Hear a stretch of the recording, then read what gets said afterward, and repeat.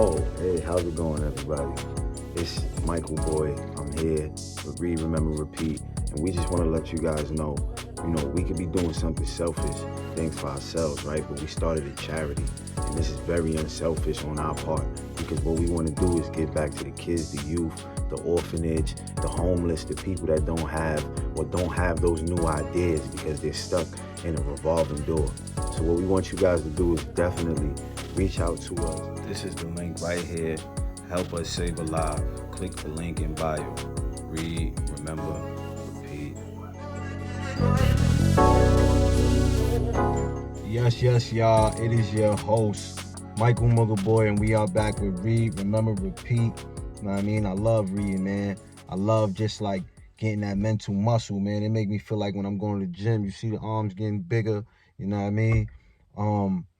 Yeah, man. Read, remember, repeat. Read, remember, repeat. Read, remember, repeat. I say it 3 times because I want to repeat it. Repetition is key, right? And that's what we do with these books, man. You got to keep reading them, read them, read them, read them, read them, read them.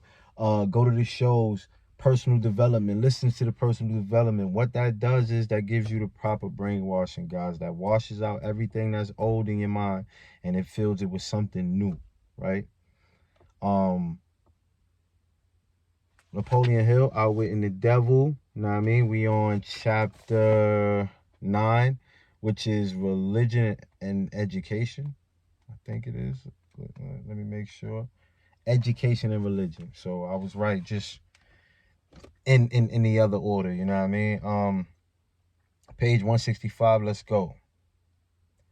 Question. Does that harmonize with the teachings of Christ, right? We just left off. He was talking about how prayer actually works, but most people go to prayer in need, begging, you know what I mean? It's no positive thought to your prayer that the prayer will happen. So you'll actually get what you're praying for, which is more need, more want, you know what I mean? Let's go. So prayer does work. Let's go. Does that harmonize with the teachings of Christ? Answer. Perfectly. Also, it harmonizes with the teachings of all truly great philosophers, right? Question. Is your theory of definiteness in harmony with the philosophy of men of science? Answer. Definiteness is the major difference between a scientist and a drifter. Through the principle of definiteness of purpose and plan, the scientist forces nature to hand over her most profound secrets. It was through this principle that Edison uncovered the secret of the talking machine, the incandescent light, electric light, and scores of other benefits for mankind. Question. Then I understand that definiteness is the first requisite for success in all earthly undertakings. Is that right? Answer. Exactly. Anything which teaches people to examine facts and coordinate them into definite plans through accurate thinking is hard on my profession. If this thirst for definite knowledge now spreading over the world keeps up, my business will be shot to pieces within the next few centuries. I thrive on ignorance, superstition, intolerance, and fear, but I cannot stand up under definite knowledge properly organized into definite plans in the minds of people who think for themselves. Question. Why don't you take over omnipotence and manage the whole works in your own way? Answer. You might as well ask why the negative portion of the electrons doesn't take over the positive portion and run the entire works. The answer is that both the positive and the negative charges of energy are necessary to the existence of the electron. One is balanced equally against the other. Stalemated as it were. So it is what you call omnipotence or not. So we're gonna read that one over. The answer is that both the positive and the negative charges of energy are necessary to the existence of the electron. One is balanced equally against the other, stalemated as it were. So it is with what you call omnipotence and I. We represent the positive and the negative forces of the entire system of universes, and we are equally balanced one against the other. If this power of balance were shifted the slightest degree, the whole system of universes would become quickly reduced to a mass of inert matter. Now you know why I cannot take over the whole show and run it my way. Question. If what you say is true, you have exactly the same power as omnipotence. Is that true? Answer. That is correct. My opposition, you call it omnipotence, expresses itself through the forces which you call good, the positive forces of nature. I express myself through the forces you call bad, the negative forces. Both good and bad are coincidental with existence. One is as important as the other. Question. Then the doctrine of pedestrian predest, predestination. Okay. Then the doctrine of predestination is sound. My bad, family. People are born to success or failure, misery or happiness, to be good or bad, and they have nothing to do with this, nor can they modify their natures. Is that your claim? Answer. Emphatically not. Every human being has a wide range of choice in both his thoughts and his deeds. Every human being can use his brain for the reception and the expression of positive thoughts, or he can use it for the expression of negative thoughts. His choice in this important matter shapes his entire life. Family. Let me read that one over. Every human being can use his brain for the reception and the expression of positive thoughts, or he can use it for the expression of negative thoughts. His choice in this important matter shapes his entire life. So that should give us something to ponder on real quick, right? What thoughts are you thinking that are shaping your entire life, right? Let's get it. Read, remember, repeat. We be right back. The beautiful thing about Journey, if you can get this stuck in your brain and in your heart really, is that this life is about progression, not perfection. I know culture sells us perfection. I know your parents may have wanted perfection from you. I know you've probably required perfection of yourself, but that is the wrong metric. This is about progression. How much did you move forward from yesterday to today? And we are back, family. So, what is the choice? The choices that you are making to shape your entire life, right?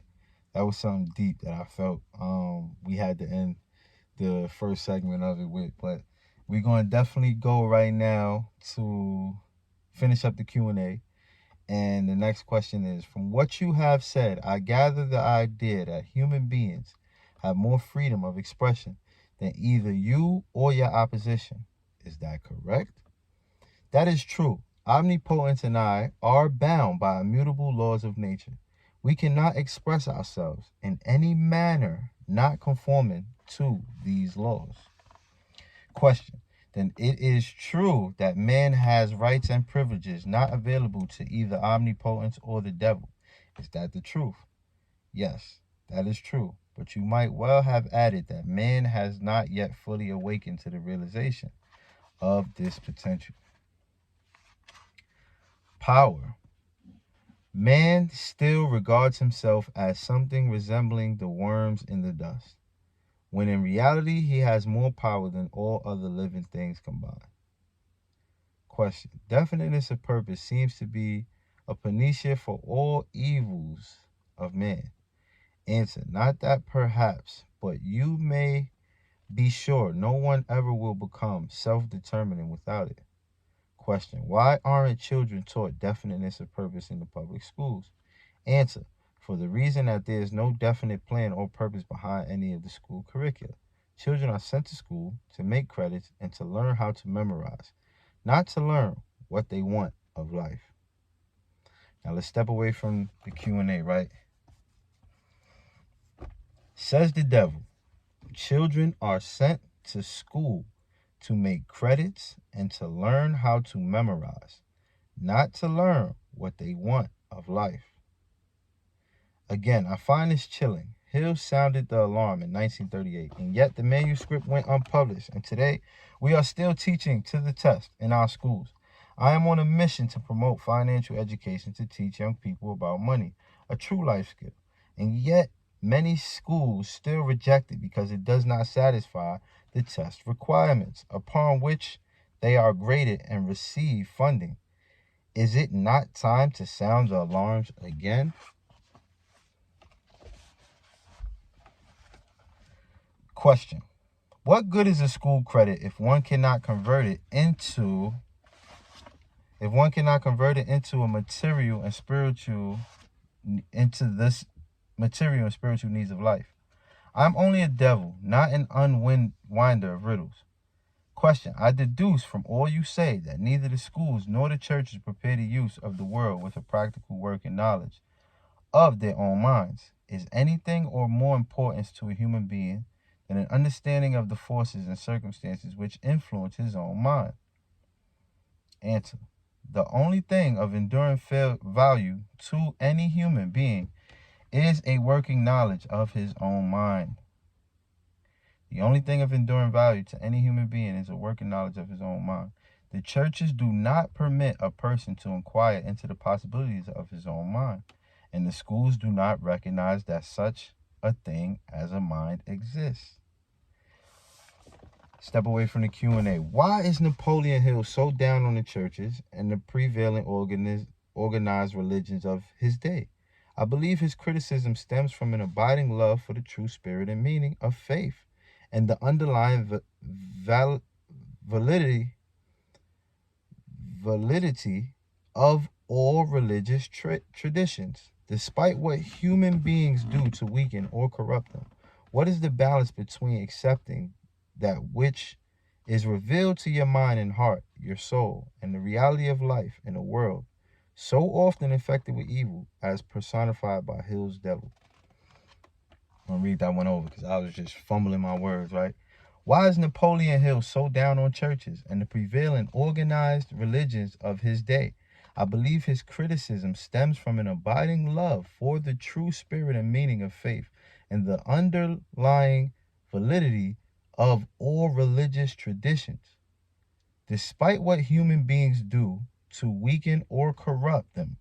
What is the balance between accepting that which is revealed to your mind and heart, your soul, and the reality of life in a world so often infected with evil as personified by Hill's devil? Question. Aren't you a little hard on the schools and the churches? No. I am merely describing them as they are, without bias or prejudice. Question. Aren't the schools and the churches your bitter enemies? Answer. Their leaders may think they are, but I am impressed only by facts. The truth is this, if you must know it, the churches are most helpful allies, and the schools run the churches a close second. Question. On what specific or general grounds do you make this claim? On the grounds that both the churches and the schools help me to convert people to the habit of drifting. Question. Do you realize that your charge is substantially a sweeping indictment of the two institutions of major importance which have been responsible for civilization in its present form? Answer. Do I realize it? Man, alive, I gloat over it. If the schools and churches had taught people how to think for themselves, where would I be now? Question. This confession of yours will disillusion millions of people whose only hope for salvation is in their churches. Isn't that a cruel thing to do to them? Wouldn't most people be better off living in the bliss of ignorance than to know the truth about you? Answer. What do you mean by the term salvation? From what are people being saved? The only form of enduring salvation that is worth a green fig to any human being is that which comes from recognition of the power of his own mind. Ignorance and fear are the only enemies from which men need salvation. Question. You seem to hold nothing sacred. Answer. You are wrong. I hold sacred. You are wrong. I hold sacred the one thing which is my master, the one thing I fear. Question. What is that? Answer. The power of independent thought backed by definiteness of purpose. Question. Then you do not have many people to fear. Answer. Only 2 out of every 100 to be exact. I control all others. Question. Let's give the churches a rest and get back to the public schools. Your confession has shown clearly that you thrive and perpetuate yourself from one generation to another by the clever trick of taking over the minds of children before they have the chance to learn how to use their minds. I wish to know what is wrong with a public school system that permits the devil to control so many people. I wish to know also what can be done to the established system of teaching that will ensure all children the opportunity to learn. First, that they have minds, and second, how to use those minds to being spiritual and economic freedom. I am putting the question to you definitely enough, and since you have stressed the importance of definiteness of purpose, I am here and now putting you on notice that you answer to my question must be definite. Answer. Wait a minute while I catch my breath. You have given me quite an order. It seems strange that you would come to the devil to learn how to live. I should think you would go to the opposition. Why don't you? We're going to leave that right there, family. I'm not even going to keep going. So, why did he go to the devil to learn about life instead of going to the opposition to learn about life, right? Which is God, right? Because a lot of people went to God to learn about life.